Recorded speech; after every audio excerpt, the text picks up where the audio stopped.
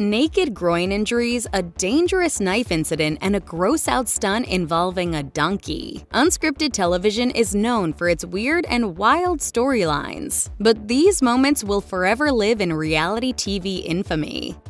Debuting in 2006 and running for 3 seasons on VH1, Flavor of Love was one of the weirdest dating shows ever. In it, a slew of young women got together in a lavish mansion to compete for the affections of William Flavor Flav Drayton, the famously eccentric Public Enemy hype man. The first season ended with Flav somehow failing to find the girl of his dreams, but became a hit for VH1. The second season dropped later that same year, and it commenced with a bang.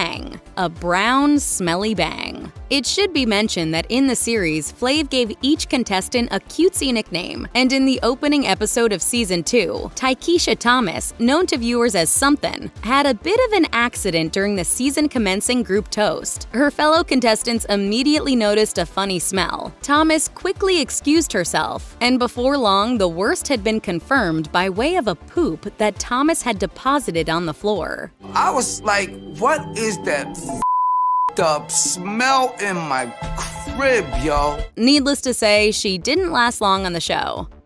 Big Brother is a long-running series with a pretty simple premise. A group of a dozen-odd strangers live in a house together and are continuously monitored by cameras. Contestants are subject to eviction at regular intervals, and they're all vying to be the last one standing. Random hookups and fights are all par for the course, but on the second season of the US edition of the series, things went totally off the rails with one volatile contestant. Justin Seabick had quickly made a name for himself with his aggressive behavior, including throwing stuff and threatening violence, and was generally unpleasant to be around. But a makeout session with severely intoxicated fellow contestant Krista Stiegel turned frighteningly weird. As cameras looked on, Seabick first mocked swinging a push vacuum at Stiegel's head. He then, after a bit more making out, asked her, "Would you get mad if I killed you?" He then picked up a huge knife and repeated his question, putting the knife to Stiegel's throat. Stiegel laughed this off in the moment, but Seabick was swiftly ejected from the house, and the show's network, CBS, subsequently found itself the target of a lawsuit from Stiegel.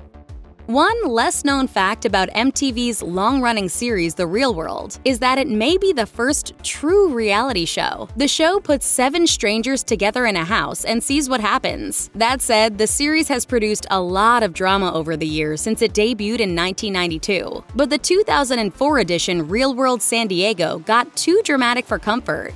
In late 2003, before the season premiere, it was reported that a 22-year-old woman told authorities that she was taken to the house the show was being shot in by a friend of one of the cast members. She was allegedly drugged beforehand and sexually assaulted on the premises by that friend. Multiple cast members told the cops that they saw the woman at the house, unclothed and disoriented, and that the friend had bragged about the encounter. The woman reported the alleged incident the next day, and authorities went so far as to actually raid the house to collect potential evidence. Ultimately, however, there was nothing damning enough to merit prosecution, and no charges were brought against the man.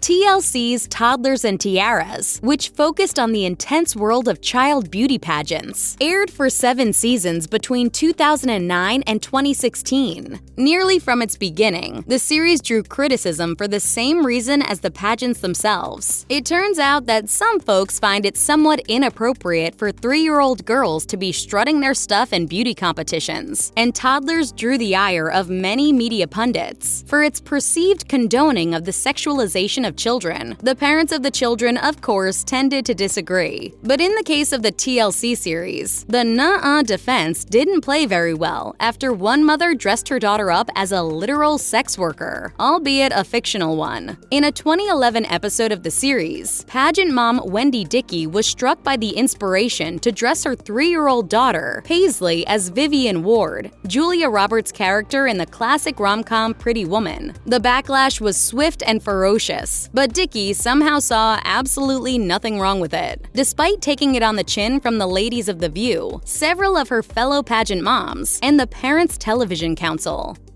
First airing in 2009, MTV's 16 and Pregnant followed the real-life tribulations of its pregnant teenage stars. That same year, the inevitable spin-off Teen Mom detailed the lives of the series participants after giving birth, and needless to say, their lives weren't always smooth sailing. One, though, seemed to have a particularly tough time adjusting to life as a new mother: Amber Portwood, whose relationship with boyfriend Gary Shirley was volatile even before the birth of their daughter. That volatility boiled over in the 4th episode of Teen Mom, in which the cameras caught Portwood physically attacking Shirley in the presence of their daughter. It was later reported that this was not an isolated incident, and in November 2010, felony domestic assault charges were filed against Portwood. Unfortunately, that was only the beginning of her legal troubles. In 2012, she pleaded guilty to felony drug charges and later opted out of a treatment program, which caused her to be slapped with a 5-year prison sentence. She only served about a year of that sentence, but in 2019, she was again charged with domestic battery and sentenced to 2.5 years of probation after attacking her new boyfriend while he was holding their infant son. The worst part about being in there is missing people. For 6 seasons between 2001 and 2006, NBC's Fear Factor delivered on its title. The show challenged contestants to take home cash prizes by confronting situations that would have anyone in their right mind screaming "hard pass" while bolting for the nearest exit. Hosted by Joe Rogan, the series put participants through a ringer of terrifying and disgusting tasks. One Season 7 stunt, however, went way too far and likely contributed to the show's subsequent cancellation. In the tough-to-watch clip, twins Claire and Bryn Odioso were made to drink multiple types of body fluid from a donkey. They actually completed the challenge, and while the segment popped up online, it did not make it to air after considerable backlash. The series bit the dust shortly thereafter.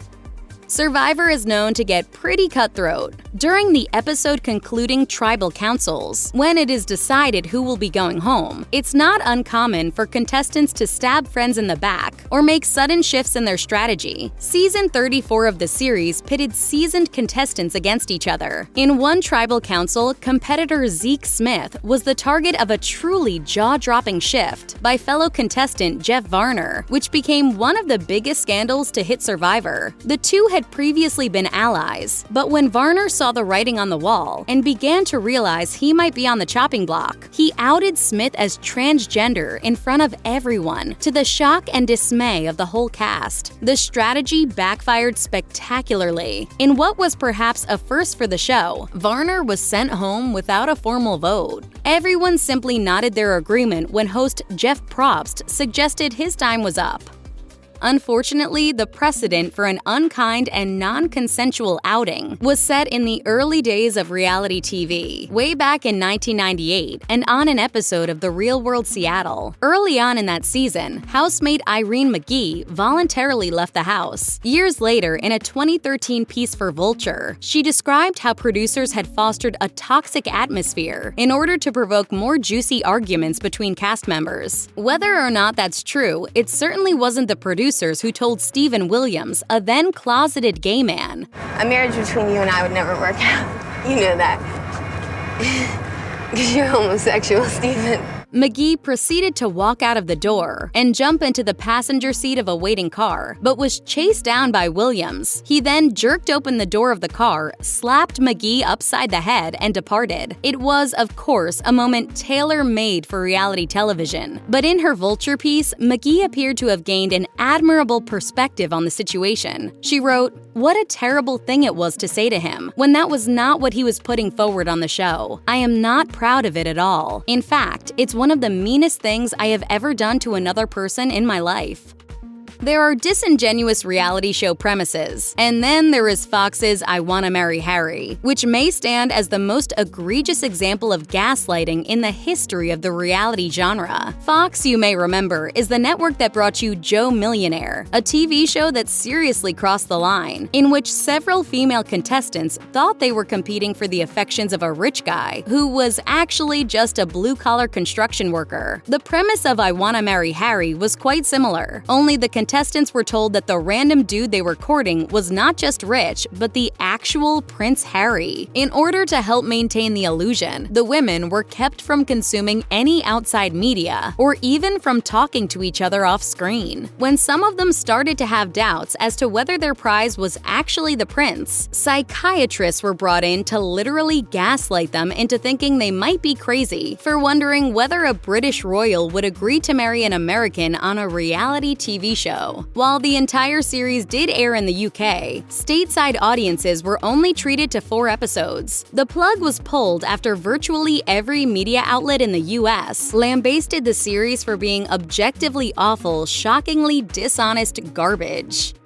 Survival and tracking specialist E.J. Snyder appeared in the first season of Naked and Afraid. He then went on to feature in multiple seasons of spin-off series Naked and Afraid XL, which divides contestants into teams and ups the ante by requiring them to spend a whopping 40 days naked in the wilderness instead of a mere 21. If anybody is suited to such a task, it's Snyder. But in a 2021 episode of the series, what appeared to be a minor fall from a tree branch into a swamp turned into a nightmarish injury to his groin area. That is to say, Snyder managed to lacerate his scrotum on said branch in multiple places, an injury requiring stitches, which Snyder unbelievably chose to have done right there in the middle of the woods. This was despite being given the option to exit the game and receive care in an actual hospital, which he declined.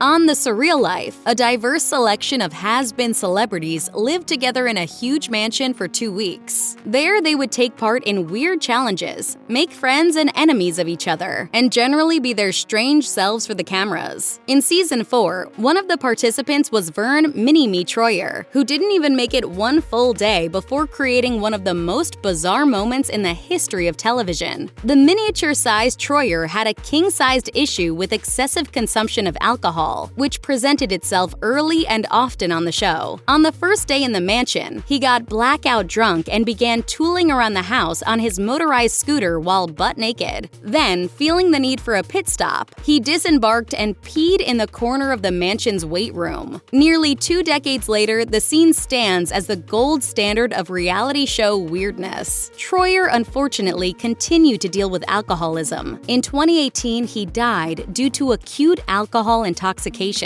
If you or someone you know is dealing with domestic abuse, you can call the National Domestic Violence Hotline at 1-800-799-7233. You can also find more information, resources, and support at their website.